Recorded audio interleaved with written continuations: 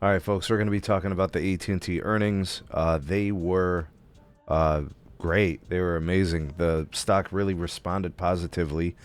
Of course, this is not about the stock itself, but just the positivity that's kind of reverberating from this earnings really has AT&T riding high. And I think the reason why is they delivered on a couple of things. I want to just focus on this first thing with you guys, and that's the fiber business for AT&T.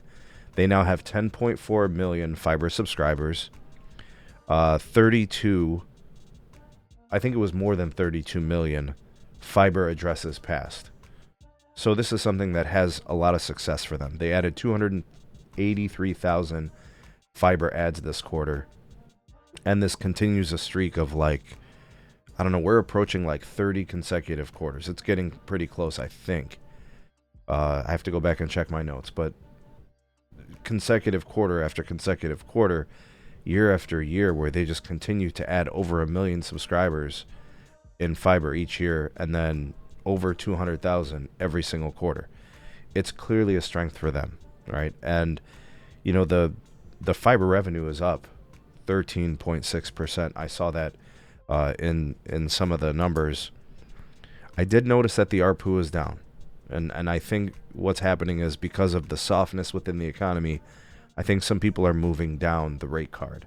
I think some people like myself, because it's fiber, because it's a fantastic, high quality, it's a great performer, they're comfortable going from the 1 gig price down to the 500 megabit or the 300 megabit. And that's bringing ARPU down just a smidge. And I also think AT&T feels the pressure from fixed wireless, and I think they feel the pressure from cable. They have to be more competitive, and in order to retain their customers, to keep them from leaving, they're having to offer discounts, temporary promotions, and that's driving ARPU down, right? So the revenues are up, and I think that's the most important thing for them. Some additional things here with respect to the fiber piece. The convergence rate is 42%. What do I mean by convergence? This is customers taking both the wireless service and the fiber service. That is 200 points higher year over year. So 10.4 million fiber customers, 4.4 million of those customers have fiber and wireless.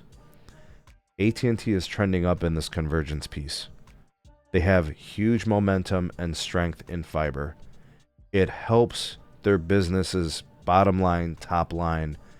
Having the customer with multiple services helps them retain the customer better. It makes them sticky, right? The customer is less likely to leave when they have multiple services and they're getting a discount and they get a better rate. It's going to be hard for them to beat somewhere else. The fiber passes are going to increase. AT&T mentioned in the earnings call, I think this was John Stankey, I think they were at 3 or 4 million passes added each year for the last couple of years.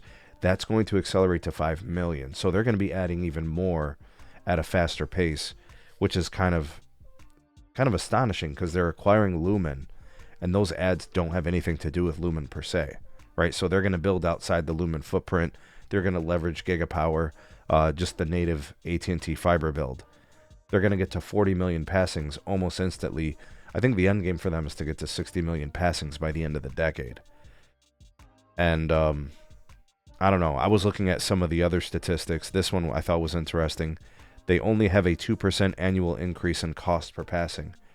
That's a really, really good rate. What AT&T did was very strategically, they started building fiber in places it was easiest, where the success and penetration was going to be the highest.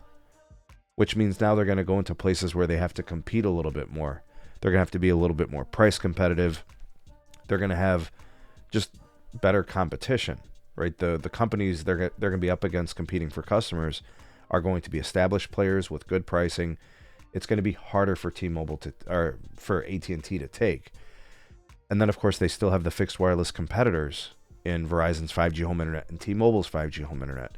And now with T-Fiber kind of becoming a thing, if that starts to scale, now Verizon with Frontier, it's going to be a little bit harder for AT&T. So they're still looking for an efficient way to build the fiber.